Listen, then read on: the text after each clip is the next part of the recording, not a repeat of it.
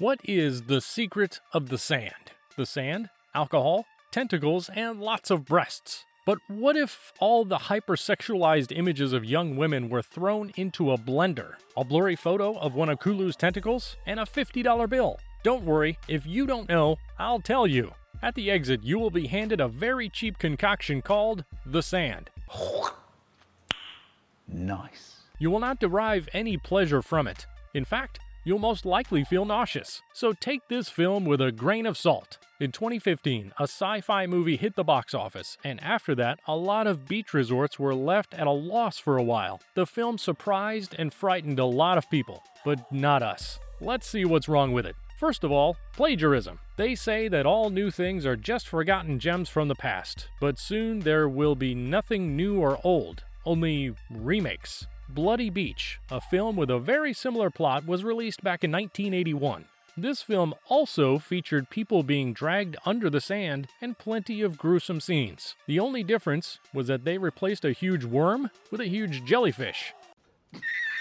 And to keep the costs down, all of the scenes were shot in one location. There is a beach, a couple of cars, and some CGI. Very low budget, huh? It's all very reminiscent of the famous movie. In this movie, there is also a limited set. People are killed before your very eyes. Enemies surround the water, and there is a romantic plot. Have you guessed it? Does it not remind you of Leonardo DiCaprio's Titanic? Stop it.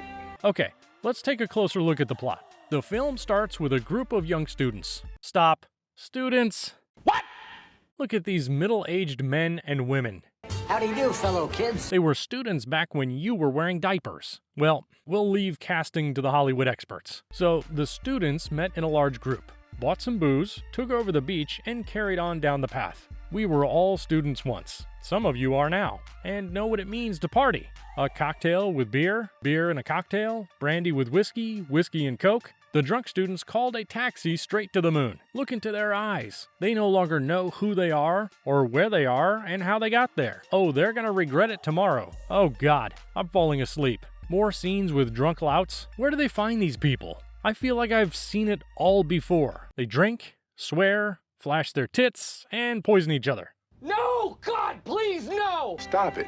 Someone introduced these tropes to the world of cinema and others, and with their lack of imagination, repeat them. We should go and ask them if they have any new ideas. Right, so what happens next? A guy asks everyone to put their phones into a bag. Why does he do this? No one really offers an explanation. Well, why bother with explanations? It was needed to add a little suspense amongst the characters, and the audience will swallow it whole without a second thought. Then what's this all about? What's with the panoramic shots? Nature is beautiful, of course, sunsets and sunrises, but as we can see, the students are at a late night party, but the shots of the sky are clearly daylight. What's the deal with that? Somebody took some beautiful shots of the beach and asked to have them inserted into the film so they wouldn't be wasted. Well, they didn't go to waste. Moving on. Two guys come across a big slippery ball. Of course, they say it was on the beach, but during the day, when everyone was sober, nobody saw anything.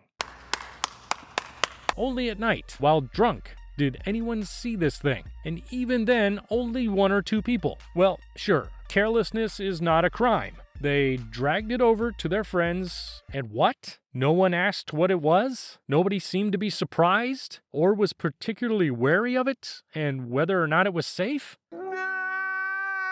As if it was something totally mundane, like leaves on the ground. Then we are assured that it is an egg. Okay, but what kind of hen laid this egg? Where is she? Where did this egg come from? I don't know.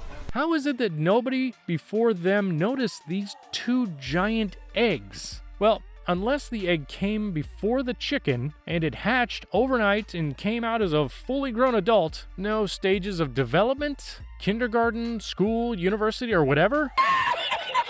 The mysteries of nature. Then the students get even more dumb and decide to burn the ball. What if there's something important in there? And even if they burn it, we still don't know what it is. Why did it hatch in the end? Has it risen from hell to take revenge on those who have wronged it? Well, anyway, the kids stopped fooling around, finished their booze, did something else for a bit, and then fell asleep. Morning came quickly. I would love to wake up like this after a night of drinking. There are no marks, no panic in their eyes, and even fresh makeup for the ladies. Now that's real fiction. Magic. Only one of them seems to have a problem. A girl put her bra down somewhere and can't find it. Apparently, the sand monster is actually a little shy and decided to try on some underwear before eating anyone. You're some kind of pervert. It doesn't take long for the students to realize that there is something wrong with this beach. Firstly, things have been scattered around. Secondly, a seagull fell out of the sky. They should really cut down on the booze. What kind of beach is this that there's no one else there other than students? Is this a deserted island? How else do you explain that during the height of summer, the beach isn't covered in sunbeds and picnic blankets? It seems to be like the thing with the phones. Something to create a spooky atmosphere, and realism is not much of a concern here. The fattest guy there is in a barrel, but how did he get in there? Did he drink down to the last drop? Or is it the work of the monster? The monster took the fat man with his tentacles and carefully placed him in a barrel. This monster has a sense of humor. Oh! This raises an interesting question. The sand has sucked in several people, but it hasn't touched the boat right by the shore. So the monster is under the sand, has no eyes, and only uses its tentacles to catch human prey. It has the sixth sense of a jellyfish. Or perhaps the monster is frozen and will come for them. Then we have to ask, hello monster, are you there? If not, then how did you swallow these people up?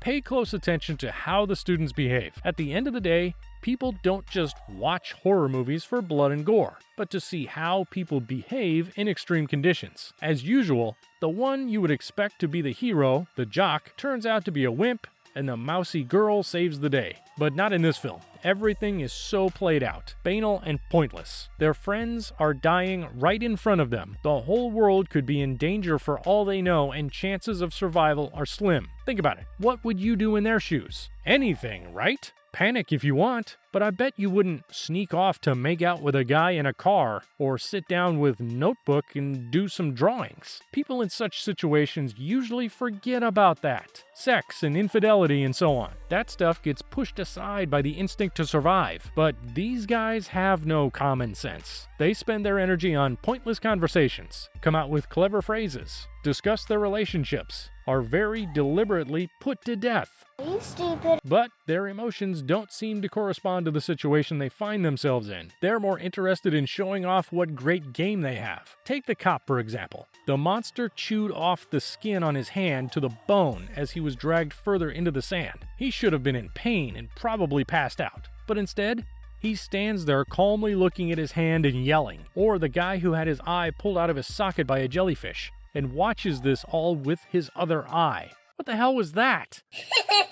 What the fuck? And at the end, the tentacles attacked the car, so naturally the girls fought back with all their strength and adrenaline. But in the middle of all this, they just look at each other and burst into tears before going to sleep as if nothing happened. This is not how people would behave in this situation, and all the cries of, "Help me! Save me!" If people did go over to help them, they would die. The characters understand this, so they are calling their friends over to certain death. These screams are all in vain and just as banal as the students themselves. Viewers who pay attention, and even those who just put the film on in the background, could not help but notice the quality of the special effects. It was as if the movie had been shot and edited on an old Nokia phone. Look at these severed hands and glowing lamps. They look as if they've been drawn onto the screen with a neon marker. Horror and sci-fi movies often boast great special effects, but not here. In terms of money, we have no money. The team behind this movie wanted to show how horrifying being killed by the sand monster would be, but the effects seemed gratuitous and did not serve the plot of the movie. For example, look how the jellyfish bit off that guy's hand, and how it pulled out the eyes. Scary, right? But what was the point? Whatever, they need something to pad the movie out to feature length. And now, let's talk about the sand monster itself. What is it? If it is a jellyfish, then where on earth would you find one as big as this? The largest known jellyfish is in the Arctic Sea. It can grow up to 50 to 60 centimeters. Some are found with a diameter of up to 2 meters. But this monster is the size of a 5-story house. Scientists aren't always accurate, of course, but not to this extent. Or maybe you think this monster is bloated after a hearty lunch. And have you ever heard of a jellyfish eating human flesh? They can give you a nasty sting, but you don't have to worry about being eaten. They eat fish and their eggs. Man does not smell much like fish. We are not their prey, nor they are predators. So why would a jellyfish drag people under the sand? What will it do to them? And it's worth checking out a biology textbook. It is clearly stated that a jellyfish cannot live on land. It will simply shrivel up in the sun. So, for some reason, this jellyfish burrowed itself under the sand instead of exploring its natural habitat in the ocean.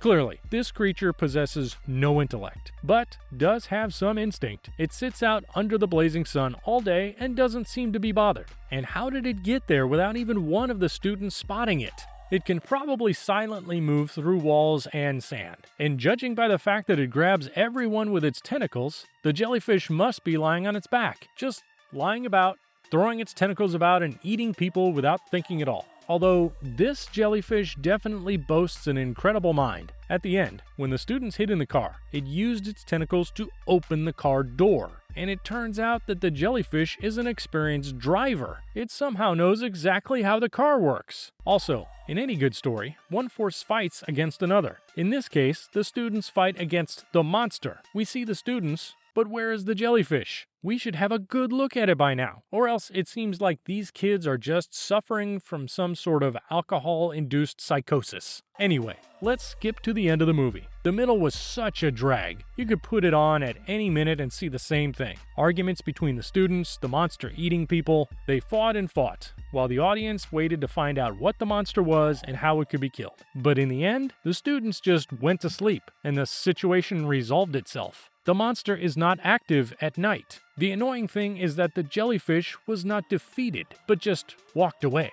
So the story could continue. Perhaps the jellyfish will attack a fan of this film when they go to the beach. Well, do I only have bad things to say or what? There are no films without at least one redeeming feature. The Sand had one great moment that made it worth watching. Of course, I'm talking about the excessive nude shots. Bravo! There are no faults to be found there. To sum it up, The Sand is a ripoff about some drunken students who make a mess on the beach, who then dream about a strange sand monster out of shame. It's hard to take this film seriously, even knowing that it's all fantasy. Basically, the point of this movie has nothing to do with the sand monster. The point is that you shouldn't drink so much.